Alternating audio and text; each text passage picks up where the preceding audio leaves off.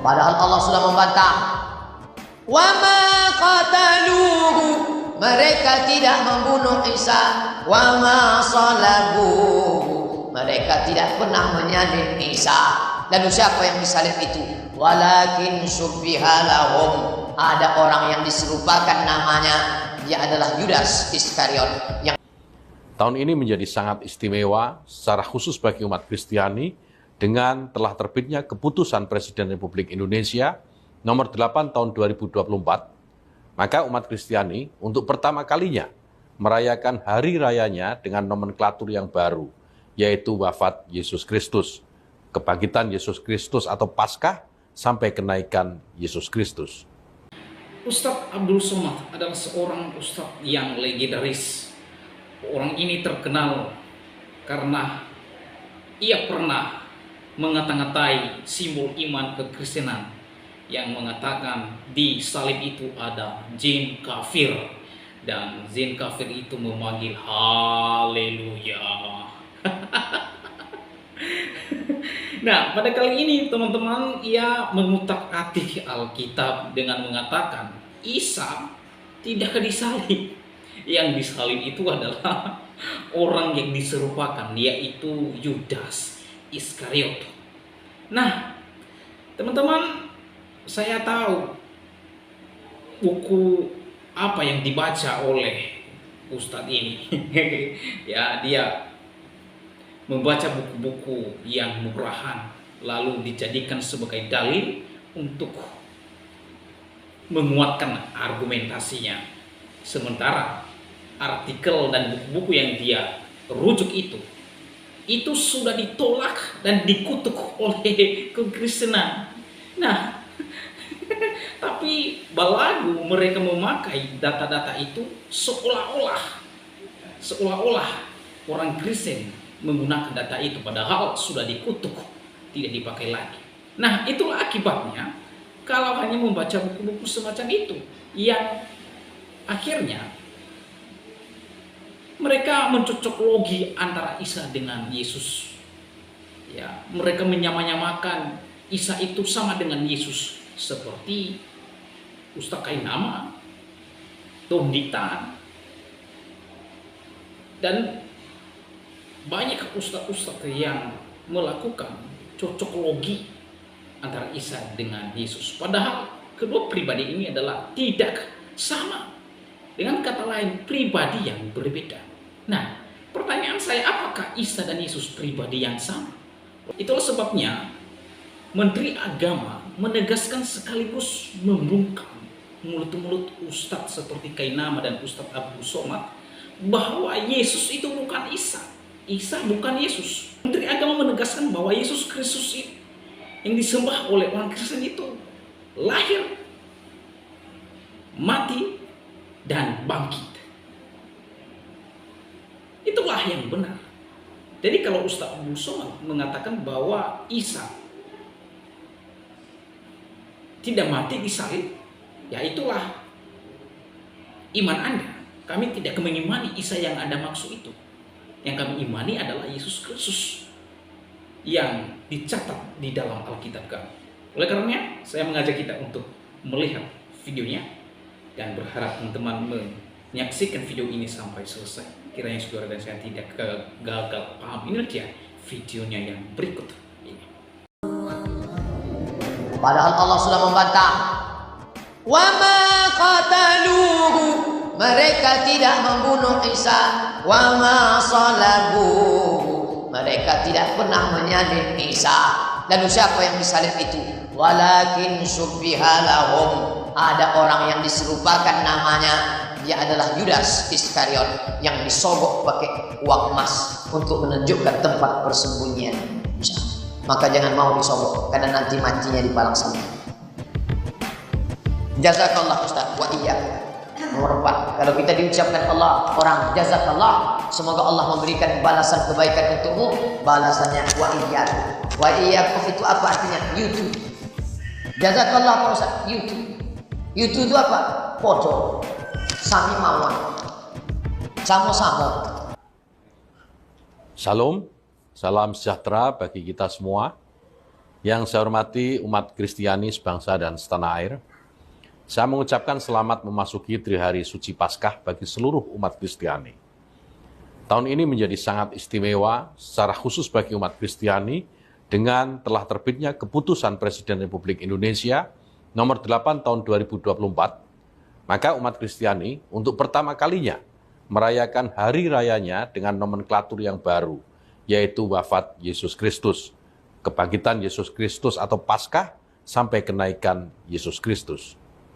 Semoga rangkaian perayaan Trihari Suci Paskah ini akan memberikan harapan dan keselamatan serta kekuatan bagi umat Kristiani. Semoga Tuhan memberkati kita sekalian.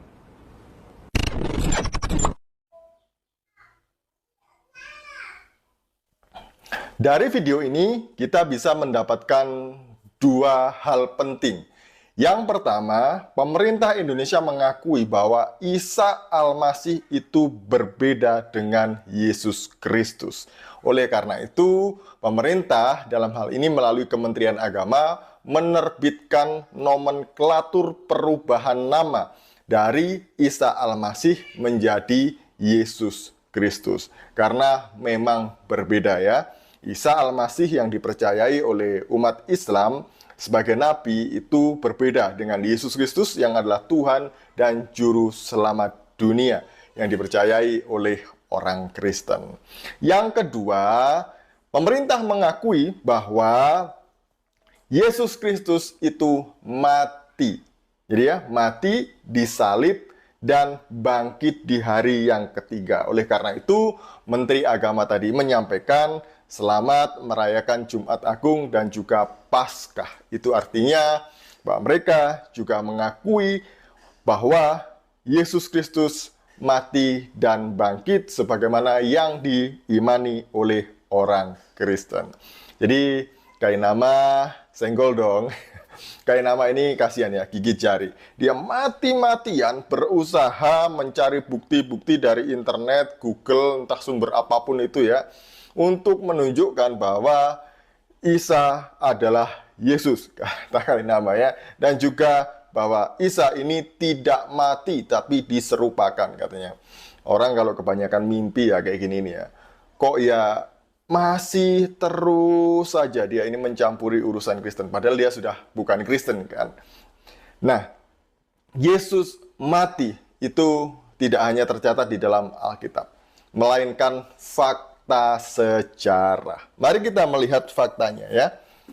Dalam bukunya Josh McDowell ini, Apologetika Jilid 1, McDowell mengutip dari beberapa buku tulisan orang-orang yang bukan Kristen. Tapi mereka ini mencatat peristiwa-peristiwa penting dalam kekristenan. Yang pertama adalah Flavius Josephus. Jadi dia lahir tahun 37 Masehi. Dia adalah seorang sejarawan Yahudi. Jadi masa hidupnya masih dekat dengan Yesus. Dia dalam bukunya The Antiquities mengatakan demikian. Pada masa inilah Yesus, seorang manusia bijaksana, kalau boleh disebut manusia, karena dia adalah pelaku berbagai perbuatan yang luar biasa, pengajar orang-orang yang menerima kebenaran dengan sukacita. Dia telah menarik banyak orang Yahudi maupun orang bukan Yahudi. Dia adalah Kristus. Ketika Pilatus, atas desakan orang-orang penting di antara kita, telah menghukumnya di kayu salib, mereka yang mengasihinya sejak semula tidak melupakan dia. Karena dia telah menampakkan diri lagi kepada mereka dalam keadaan hidup pada hari yang ketiga. Sebagaimana yang telah diramalkan oleh para nabi Allah. Sama seperti puluhan ribu hal lainnya tentang dia. Dan kaum Kristen yang dinamai demikian menurut namanya belum juga punah sampai hari ini. Jadi seorang Yahudi yang bernama Flavius Josephus ini mengatakan bahwa Yesus mati, dihukum mati oleh Pilatus, dan juga dia bangkit di hari yang ketiga. Yang kedua, ada seorang sejarawan dan juga senator Romawi yang bernama Cornelius Tacitus, lahir tahun 52 sampai 54 Masehi, sekitar itu ya, sekitar 52-54 Masehi. Nah, dia ini berkata demikian. Jadi untuk menghentikan desas-desus itu, dia mengalihkan tuduhan dengan memfitnah dan menghukum dengan siksaan paling keji terhadap orang-orang yang disebut Kristen yang dibenci oleh karena kejahatannya. Yang pertama, Tacitus mencatat mengenai peristiwa penting, orang-orang Kristen dihukum mati secara keji oleh Kaisar Nero ya, karena dituduh membakar kota Roma. Orang Kristen ditangkap, kemudian dijadikan obor pada malam hari. Dan ini luar biasa yang dialami oleh saudara-saudara kita Kristen di abad mula-mula. Yang kedua, Kristus yang menjadi pendiri kepercayaan itu telah dihukum mati oleh Pontius Pilatus, wali negeri Yudea di bawah pemerintahan Tiberius. Tetapi kepercayaan tahayul yang merusak itu setelah mereda untuk sementara bangkit kembali, bukan hanya di Yudea, di mana kejahilan itu berasal, tetapi juga di seluruh kota Roma. Jadi, bukan hanya Alkitab yang mencatat Yesus Kristus mati, disalib, dan bangkit di hari yang ketiga. Tapi orang-orang di luar Kristen, Yosefus dan juga Tacitus mencatat peristiwa penting ini. Jadi, Kristen itu didukung oleh fakta-fakta sejarah yang banyak sekali. Iman Kristen itu iman yang dapat dibuktikan dengan sejarah. Nah teman-teman, itulah dia sangat jelas penjelasan Menteri Agama terkait dengan Yesus Kristus, yang mengatakan bahwa Yesus Kristus yang disembah oleh orang Kristen itu lahir, mati, dan bangkit dan naik ke surga. Nah teman-teman, bersyukur keputusan Presiden terkait dengan pergantian nama di kalender nasional. Kelahiran Isa diganti dengan kelahiran Yesus Kristus. Kematian Isa diganti dengan kematian Yesus Kristus. Kebangkitan Isa diganti dengan kebangkitan Yesus Kristus. Dan kenaikan Yesus Kristus. Dan ini sudah jelas di kalender nasional dan sudah ditetapkan oleh Presiden dan Menteri Agama juga yang menegaskan kembali terkait dengan pergantian nama tersebut. Nah teman-teman, keputusan ini sebenarnya membungkam mulut si ustadz-ustadz gadrun yang melakukan cocok logi antara Isa dan Yesus Kristus. Ya, tadi saya sudah sebut nama-nama mereka. Ada kain nama yang giat sekali membahas Alkitab. Ada Ustadz Ibnu Adrian. Ya, Ibnu Adrian ini juga seorang ustadz, lalu giat dan balagu ia membahas-bahas Alkitab. Ya. Kemudian ada Donditan. Ya, mereka ini sudah sangat giat sekali. Mereka berkata, kami memberikan pencerahan, menjelaskan. Loh, pertanyaannya, apakah Anda meyakini Alkitab adalah sebuah kitab suci? Jadi orang-orang ini tidak mengimani Alkitab lalu balagu terus mereka membahas Alkitab. Nah ini konyol dan kocak namanya. Ya. Kemudian ada Ustadz Abu Somad. Selain ia merendahkan salib, dan kali ini juga dia mengatakan Isa tidak disalib, yang disalib itu yang diserupakan. Kristen tidak mengimani apa yang Anda sampaikan. Kalau Anda berkata demikian silakan. Ya. Isa tidak sama dengan Yesus Kristus. Yesus Kristus bukan Isa. Jadi jangan cocok logi dan menyamanyamakan Yesus Kristus dengan Isa yang Anda imani itu. Yesus Kristus dan Isa sangat berbeda dan tidak sama. Ya. Teman-teman, ini sungguh sangat luar biasa. Dalam hal ini, saya percaya bukan satu kebetulan kalau Presiden menetapkan pergantian nama hari-hari libur dan nama hari-hari raya umat Kristiani. Bukan satu kebetulan. Ya. Dan ini pertama sekali dideklarasikan terkait dengan kematian Yesus Kristus yang ada di kalender nasional sekarang ini. Ya. Dimulai dari kelahiran Yesus Kristus, kematian Yesus Kristus, dan kebangkitan Yesus Kristus dan kenaikannya ke surga jelas ada di kalender nasional. Dan ini tidak bisa digugat dan diganggu oleh para katurun-katurun yang suka bahas-bahas Alkitab ya. Nah teman-teman, bagaimana tanggapan dan pendapat saudara setelah menyaksikan videonya? Berharap teman-teman berkomentar di kolom komentar, dan kiranya komentar saudara, komentar yang membangun, komentar yang mengedukasi, komentar yang bermanfaat bagi semua orang. Demikianlah video saya kali ini. Sampai bertemu di video saya selanjutnya. Tuhan Yesus memberkati kita semua. Shalom.